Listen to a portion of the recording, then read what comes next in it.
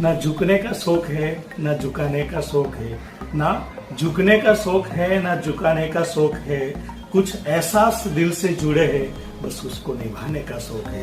नमस्कार दोस्तों, maximum technology में आपका स्वागत है। मैं साकरिया संजय और आज फिर एक आपके लिए केस स्टडी लेके आया हूँ जिसमें एक मोबाइल है MI Note 4। प्रॉब्लम है, जैसे तो फुली डेड है, लेकिन चार्जर लगाने के बाद डिस्प्ले पे चार्जर इंडिकेट शो कर रहा है, डिस्प्ले परसेंटेज शो कर रहा है, लेकिन पावर स्विच प्रेस करने के बाद मोबाइल ऑन नहीं हो रहा है और इस मोबाइल के अंदर बैटरी चार्ज भी नहीं हो रही है। तो ऐसे केस में ये प्रॉब्लम कहाँ से होती है, किस तरह से उसको समझना है, उसका कूल टेस्टिंग कैसे करें, उसका हॉट टेस्टिंग कैसे करके इसको फाइंड करना है, इस वीडियो के अंदर मैंने बहुत डिटेल के साथ ये प्रॉब्लम को समझाने की कोशिश की है।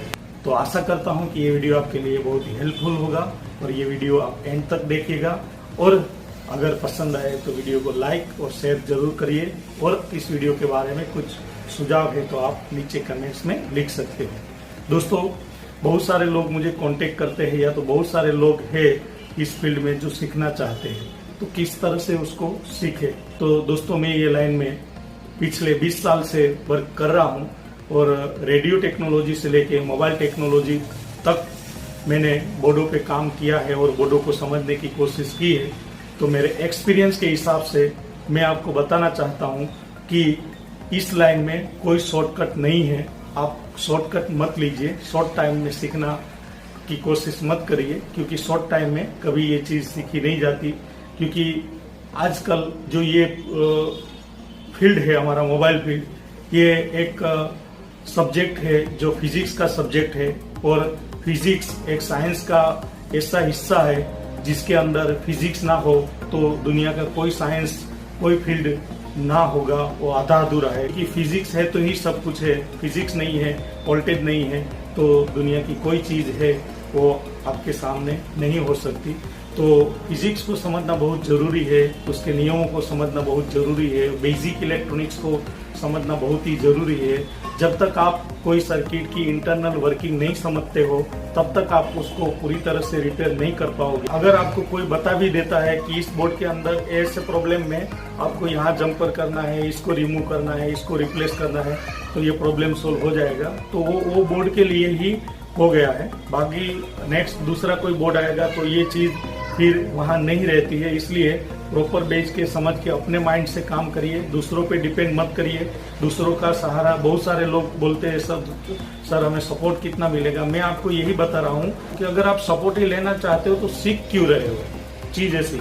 अगर मैं आपको सिखा रहा हूँ तो सपोर्ट की बात क्यों कर रहा हूँ। लेकिन जो कोई लोग बोलते हैं मैं लाइफ टाइम सपोर्ट दूंगा, कल का भी किसी को पता नहीं, लाइफ टाइम का क्या पता उसको अंदर और कितने लोगों को सपोर्ट दे सकता है। मैं आपको एक ही बात बताना चाहता हूँ कि सीख ही इतना लीजिए कि आपको क्या सपोर्ट की जरूरत पड़ती है। एक बार तो है समझना टेक्नोलॉजी को, तो अगर वो समझ लेते हो तो कहीं हाथ फैलाने की किसी के सामने जरूरत ही नहीं पड़ती।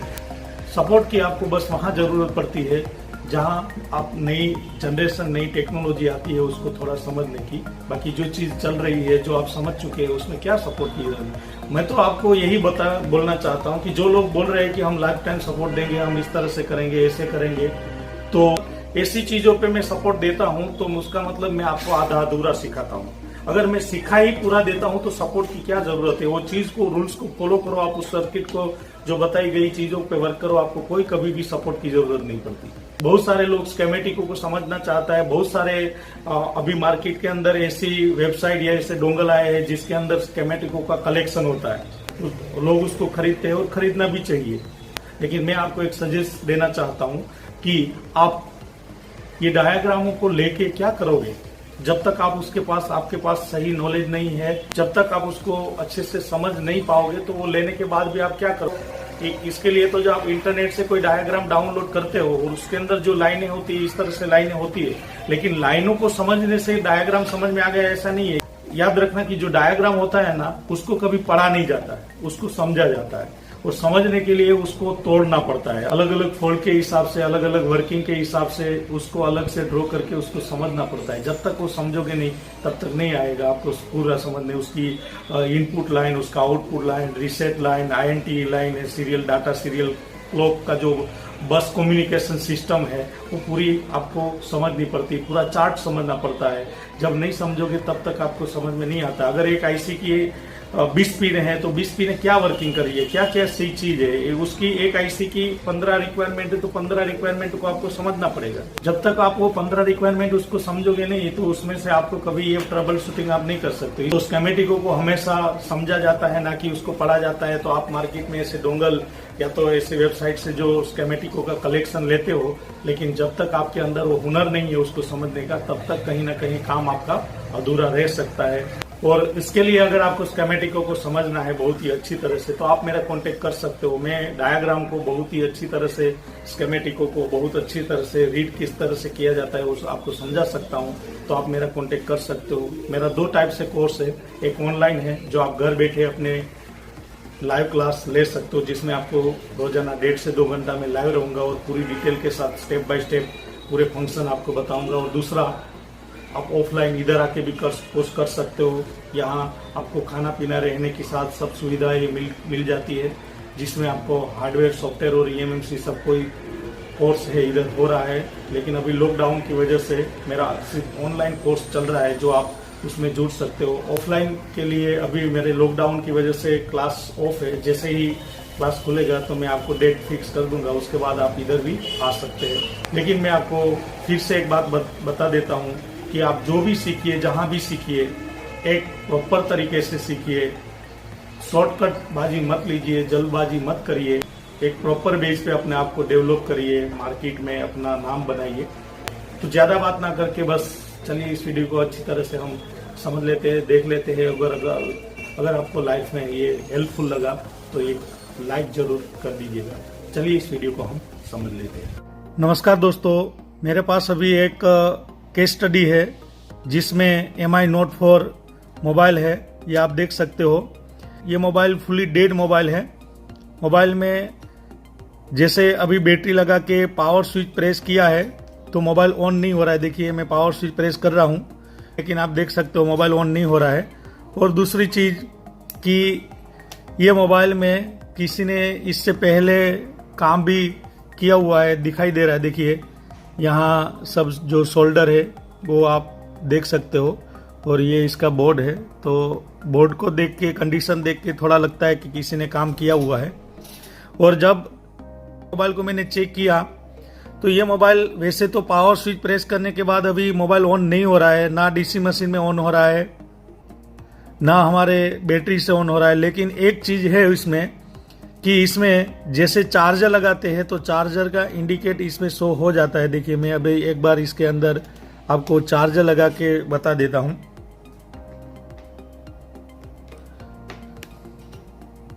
ये देखिए,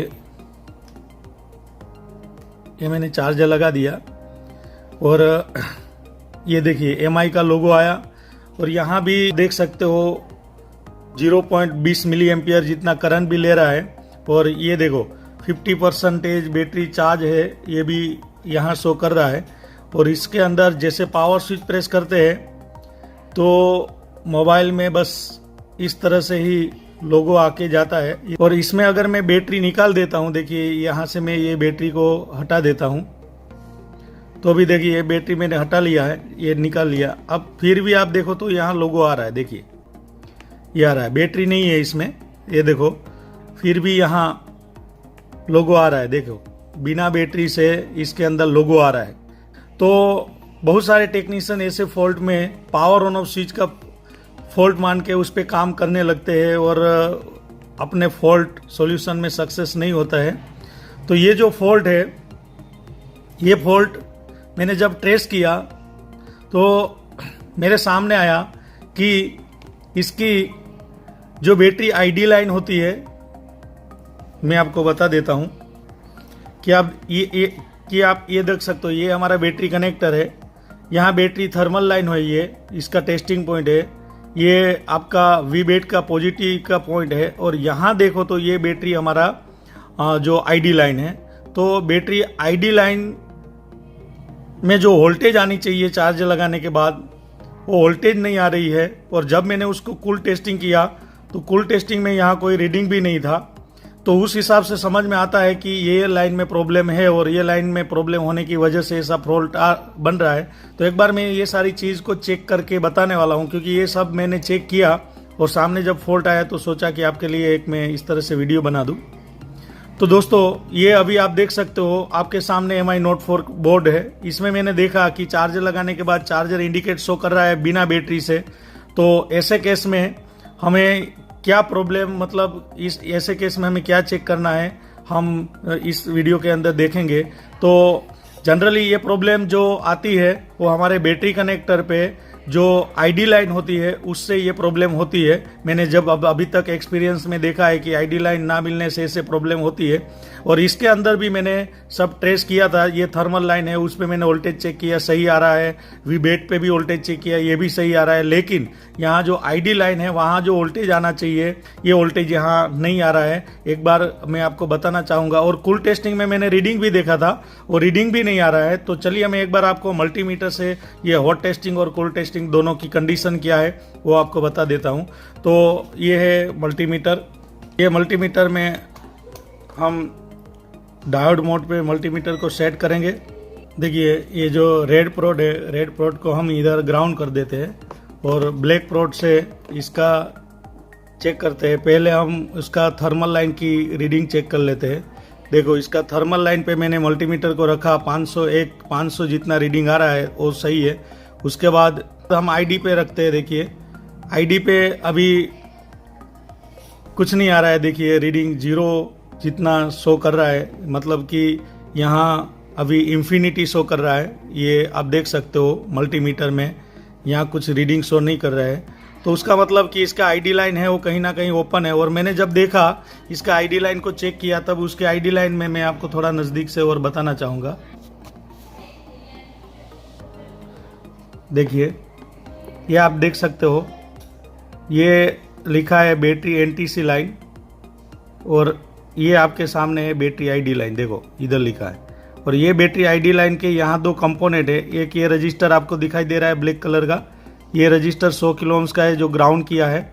और एक ये डायोड है जो इस पे भी ग्राउंड किया है, लेकिन इसमें सीरीज में कोई कंपोनेंट नहीं है। सीधा सीधा हमारी PMI 8952 जो IC है वहाँ से इसका लाइन आता है। और ये जो रजिस्टर है, ये दो जो कंपोनेंट है ये लाइन में, एक रजिस्टर है 100 किलो ओम्स का ग्राउंड किया है और एक TVS टाइप का डायोड यूज़ किया है। तो ये 100 किलो ओम्स का है जो इतनी हाई वैल्यू है, उस वजह से यहाँ उसका कोई रीडिंग नहीं आ रहा है।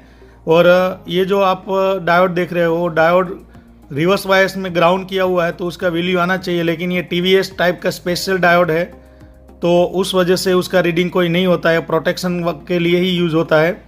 तो अभी इसका सीधा सीधा मतलब ये होता है कि इसका जो रीडिंग नहीं आना कि मतलब कि या तो हमारी यहाँ से IC तक की लाइन ओपन है या तो यहाँ कोई IC का फॉल्ट है। तो देखते हैं एक बार यहाँ हॉट टेस्टिंग करके। तो ये वोल्टेज चेक करने के लिए आपको सिर्फ और सिर्फ इसमें चार्जर लगाना है। तो आइए हम एक बार उसको वोल्टेज चेक कर लेते हैं। तो उसके लिए हमारे जो मल्टीमीटर है, मल्टीमीटर को वोल्टेज की रेंज में सेट करेंगे। ये मैंने वोल्टेज की रेंज में सेट किया। उसके बाद यहाँ हम चार्जर लगाएंगे। ये लगा दिया। देखो ये अभी मैंने चार्जर लगा दिया, MI लोगो भी आ गया। अब हम एक बार उसका वोल्टेज भी चेक कर लेते हैं।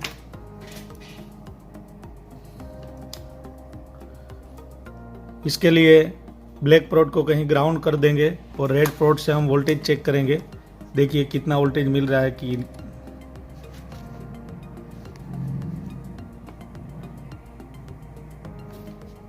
ये मैं पहले थर्मल पे चेक करता हूँ।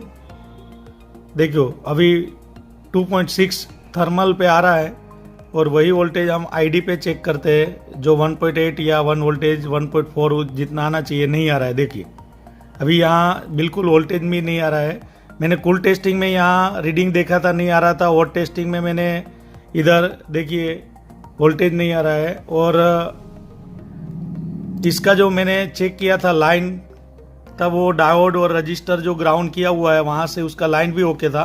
तो चलिए हम एक बार उसका जो PMI IC है उस पे वर्क करके देखते हैं। तो उसके लिए पहले इसको डिसेबल कर देंगे।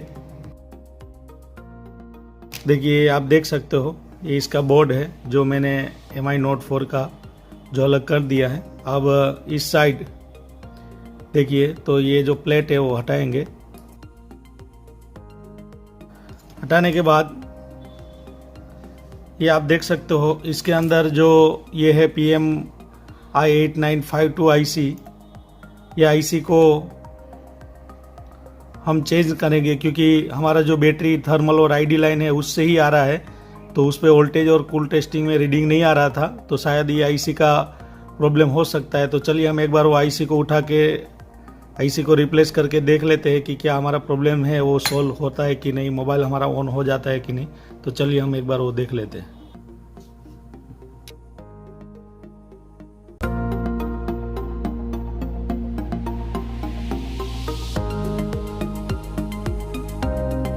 ये IC मैंने अभी निकाल ली है, ये आप देख सकते हो।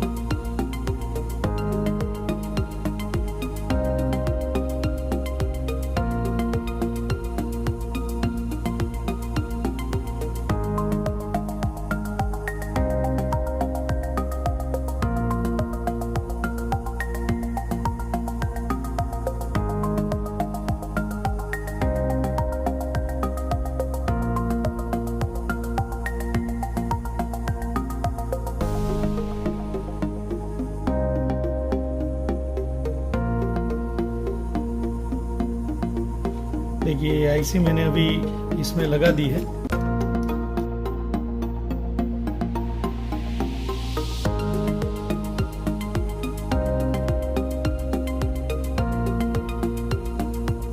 देखिए मैंने अभी ये फिट कर दिया है।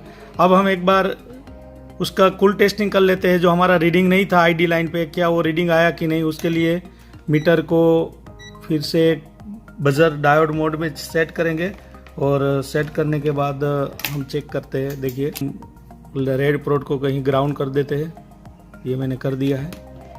देखिए अब ब्लैक प्रोड से हम ID पे रीडिंग चेक करते हैं। ये हमारा ID है, देखिए ये आ गया रीडिंग हमारा 521 जितना रीडिंग आ गया। पहले ये रीडिंग नहीं था। ID लाइन पे देखो मैंने मल्टीमीटर का ID लाइन पे प्रोड रखा है कूल टेस्टिंग में। पहले यहाँ बिल्कुल 0 ohms रीडिंग आ रहा था, अभी यहाँ 520 ohms का रीडिंग आ गया। तो उसका मतलब कि हमारा जो प्रॉब्लम था वो शायद सोल्व हो गया है। अब हम एक बार उसका हॉट टेस्टिंग करते चार्ज लगा के कि क्या हो रहा है। देखिए इसके लिए हम मीटर को 20 वोल्ट DC के अंदर रेंज में रखेंगे और उसके बाद हम ये चार्ज लगा देंगे। चार्ज लगाने के बाद हम वोल्टेज चेक करेंगे। वोल्टेज चेक करने के लिए ब्लैक प्रोड को हम ग्राउंड कर देंगे, रेड पोर्ट से वोल्टेज चेक करेंगे। ID लाइन पे मैं वोल्टेज चेक कर रहा हूँ। देखिए ये ID लाइन, ये देखिए 1 वोल्टेज जितना आ गया, 0.98 वोल्टेज जितना, मतलब कि 1 वोल्टेज के करीब करीब यहाँ वोल्टेज आ गया। पहले ये वोल्टेज बिल्कुल नहीं मिल रहा था, 0 वोल्टेज आ रहा था, अभी ये आ गया। और थर्मल का वोल्टेज भी चेक कर लेते हैं। देखिए 2.6 वोल्टेज थर्मल पे और ये वोल्टेज देखिए यहाँ ID पे आ गया है। तो उसका मतलब कि हमारा जो प्रॉब्लम था वो शायद सोल्व हो गया है। एक बार हम इसमें बैटरी लगा के भी देख लेते हैं कि क्या हमारा मोबाइल ऑन हो रहा है कि नहीं। ये बैटरी हमने लगा दी है। अब हम एक बार इसका चार्जर भी लगा के देख लेते हैं कि क्या मोबाइल चार्ज हो रहा है, मोबाइल ऑन हो रहा है कि नहीं। देखिए ये मैंने अभी चार्ज लगा दिया है और ये आप देख सकते हो। देखिए ये लोगो आ गया। पहले भी ये लोगो तो आ रहा था, लेकिन चीज़ ऐसी थी कि अगर आप यहाँ देखोगे तो पहले इतना चार्ज नहीं हो रहा था। 0.90 एम्पियर ले रहा है, तो मतलब कि 1 एम्पियर करीबन देखिए चार्ज ले रहा है। ये देखिए 1 एम्पियर के करीबन यहाँ चार्ज ले रहा है और यहाँ परसेंटेज भी अभी शो कर दिया। देखिए इस कंडीशन में हम एक बार चार्जर निकाल के वोल्टेज मोबाइल को ऑन करके देखते हैं कि हमारा मोबाइल ऑन हो रहा है कि नहीं। देखिए अभी बैटरी लगाया हुआ है, पहले बैटरी से ऑन नहीं हो रहा था। ये पावर स्विच प्रेस किया मैंने, ये देखिए अभी MI के लोगो आ गया। पहले ये जब चार्जर नहीं लगाते थे तब ये मोबाइल ऑन नहीं हो रहा था और चार्जर लगाने के बाद सिर्फ परसेंटेज शो कर रहा था। लेकिन अभी देखो सिर्फ बैटरी पे ऑन हो गया है। तो उसका मतलब कि हमारा जो प्रॉब्लम था वो सोल्व हो गया। एक बार पूरा ऑन होने देते देखते हैं कि ये मैं देखो ये एंड्रॉयड भी ऑपरेटिंग हो गया है। तो ये जो हमारा प्रॉब्लम था वो शायद सोल्व हो गया है। एक बार पूरा मोबाइल को ऑन कर होने देते हैं, क्या होता है देखते हैं।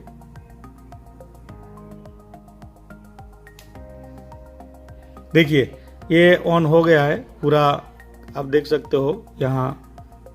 तो इस तरह से कभी भी आपके पास ऐसे कोई प्रॉब्लम आए कि जिसमें चार्जर लगाने के बाद चार्जर इंडिकेट शो होता है लेकिन मोबाइल ऑन नहीं होता है, तो इस तरह से ऐसे केस में आपको बैटरी का एनटीसी लाइन और आईडी लाइन जवाबदार होता है। तो मैंने इसमें आपको ट्रेस करके बताया और इसमें जो हमारा प्रॉब्लम था वो हमारी आईसी का था, जो हमने आईसी चेंज किया और ये प्रॉब्लम सोल्व हो गया। दोस्तों इस तरह से ही हटकेदार सॉल्यूशन देखने के लिए हमारे जो चैनल है उसको सब्सक्राइब करें, और इस वीडियो के बारे में कोई सुझाव है तो हमारे नीचे ये वीडियो के नीचे कमेंट्स लिख सकते हो। इस वीडियो में बस इतना ही, मिलते हैं हमारे कोई अगले वीडियो में। तब तक के लिए थैंक यू, धन्यवाद, जय हिंद, वंदे मातरम।